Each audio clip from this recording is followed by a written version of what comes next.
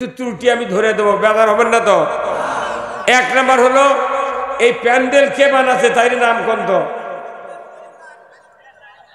এই প্যান্ডেল কে তৈরি করছে? সে ফুলতান কো,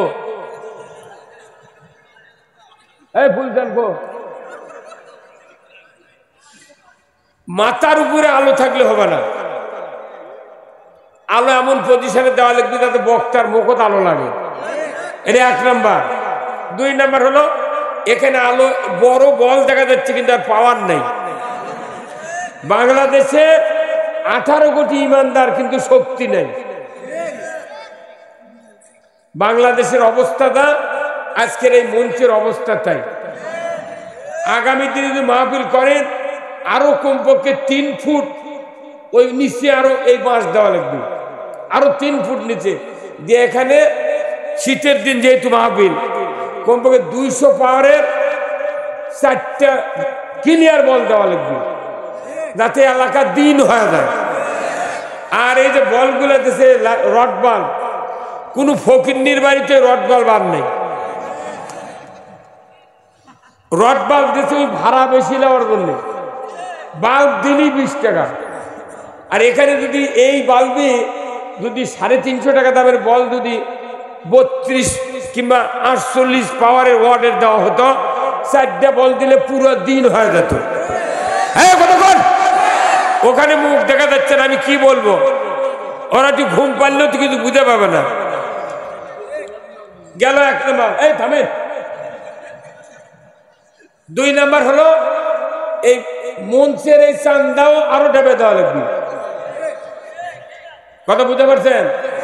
আর মাইক আনা লাগবে, ইকো যে মাইকের আছে সেই মাইক আনা লাগবে, ইকো। আর মাইকের সেট থাকা লাগবে এই জায়গা যাতে বক্তা দেখতে পায়। কথা বলে।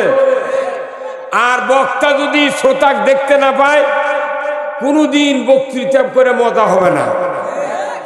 স্যালাইন করলে রগত দেওয়া লাগবে, চামড়ার দিলে ফুলে উঠবে। কথা কর। ওটা হচ্ছে স্যালাইনের ফর্মুলা। আর বক্তৃতার ফর্মুলা হলো চোখ মুখ কান আমার দিকে হয়ে থাকা লাগবে। এই হুজুর কথা কর না গা, তা আপনারা এতক্ষণ করেন গা?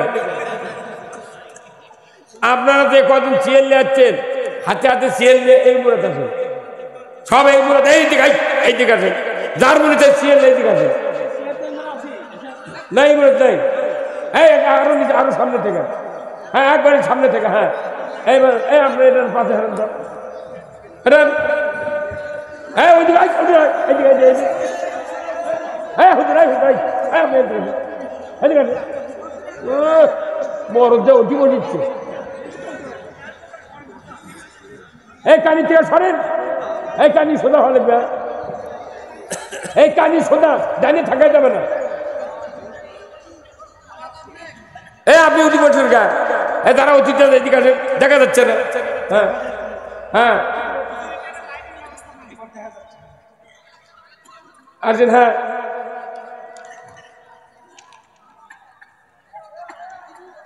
এবার তোমরা কি ভিডিও ম্যান? তাহলে তোমাকে বসা লাগবে নিচে। ওগুলা লোক দেখে অসুবিধা হচ্ছে। তোমরা নিচে বসো, নিচে বসো। হ্যাঁ হ্যাঁ নিচে বসো। চেয়ার ছেড়ে দাও। হ্যাঁ নেব। তোমরা ওটি বসে আমার বক্তৃতা শোনো, কোন চেয়ারে বসা যাবে না। ও পেছনের লোকের অসুবিধা হচ্ছে তো। মুটি ঠিক, কিন্তু ঠিক কথা কইলে কেউ দেখতে পায় না। সত্য সবাই বলে, সত্য সবাই পছন্দ করে, কিন্তু যাই সত্য কথা কয় তার কেউ ভালোবাসে না। হ্যাঁ কথা বলে গা। এখনই যদি কয় হাসিনা পলে গেছে, আওয়ামী লীগের লোকেরা খেপে দেবে। আবার যদি কয় বিএনপিরা কয় বছর দেশ চালাচ্ছে কিছুই করেনি, ওরা আবার খেপা। হ্যাঁ কথা কর। এর সাথে আবার ইসলাম ও রাষ্ট্র ধর্ম করছে, এটা করলে আবার আওয়ামী লীগের হচ্ছে টাকলো মুরাদ বেদা। কথা কর না গা। তাহলে আমরা কি এইভাবে থাকবো না একটা পরিবর্তন হওয়া লাগবে? দেশের পরিবর্তন করবেন কেবা? তোমরা আবার বসলে ওটি মানে ওই খেরত বসো, খেরত বসো। তোমরা তো ইঞ্জিন চালু করে ছোট, অসুবিধা কি?